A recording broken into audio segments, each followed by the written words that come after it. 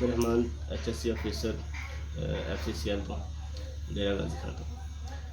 Safety sir इस तरह के सेफ्टी जी तकरीबन 3 किस्म की होंगी है। फस्ट ऑफ ऑल सेफ्टी इंसान की अपनी सेफ्टी होंगी है, जिहदे जान की हिफाजत अपनी करना, माल की हिफाजत करना, अपने आप की हिफाजत करना, ठीक है। तो दूसरी सेफ्टी ये चीज़ आ कि जिहड़ा नाल स्टाफ काम कर रहा वा उसकी हिफाजत करना, और तीसरी सब तो जी आखिर ते लास्ट ते है वो ये सेफ्टी है कि जिहड़ा सामान जिस चीज़ा नाल काम कर रहा उसकी सेफ्टी। अपनी सेफ्टी जी वो इस PPEs के मुतलक आ जाती है, पर्सनल प्रोटैक्टिव इक्विपमेंट्स, जिहदे तुसी अगर हाइट ते काम कर रहे हो तो फिर सेफ्टी हैलमेट पाओ, तुसी वैल्डिंग का काम कर रहे हो तो ग्लव्स यूज़ करो, फेस शील्ड यूज़ करो ताकि तुहाडियां अखां बच सकन, तुहाडा चेहरा डैमेज होने तो बच सको। तो उस तो अलावा सेफ्टी शूज़ यूज़ करो ताकि अगर खुदा ना खास्ता कोई हादसा हो जाए, कोई पैर से कोई चीज़ लग जाए तो तुसी उस तो बिल्कुल बच सको। तो इस तो अलावा अगर खुदा ना खास्ता दूसरी गल ये कि अगर तुहाडे नाल कोई हादसा हो जाता वा, किसी होर दे नाल हादसा हो जाता वा तो तुसी उहनूं बचाओ।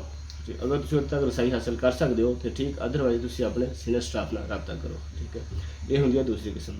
तीसरी किस्म की सेफ्टी ये है कि तुसी जिहड़ी चीज़ां यूज़ कर रहे हो, मतलब वेल्डिंग प्लांट्स, वेल्डर कोई भी चीज़ यूज़ कर रहे हो, फैब्रिकेशन उसका प्लांट, गैस कटर वगैरह यूज़ कर रहे हो, प्लायर यूज़ कर रहे हो, ईच एंड एवरीथिंग कोई भी चीज़ यूज़ कर रहे हो उसकी भी सेफ्टी जरूरी है, ठीक है।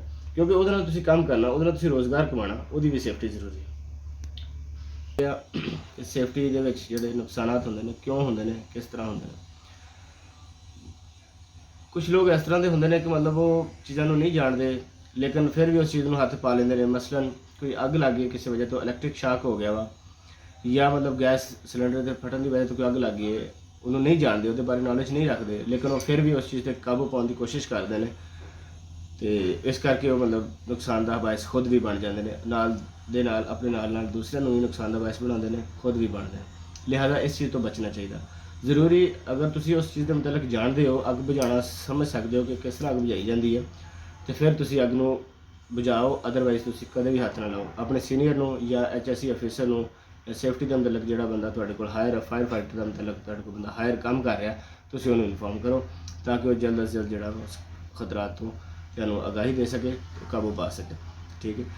मतलब अननोन बंदा जिहड़ा ना, गल करने का मकसद है कि अननोन बंदा जिहड़ा ना वो इस चीज़ नाल कदे भी कतन ही इस चीज़ नूं हथ ना लावे, क्योंकि उस जानते नहीं एक चीज़ नूं, तो फिर वो बार बार एक चीज़ नूं हथ लावे तो खुद भी नुकसान का बस बन सकता, खुद भी अपनी जान तो हथ धो के बच सकता, और नाल दूसरे लोगों का भी नुकसान करेगा और अपने सामान की भी नुकसान करेगा।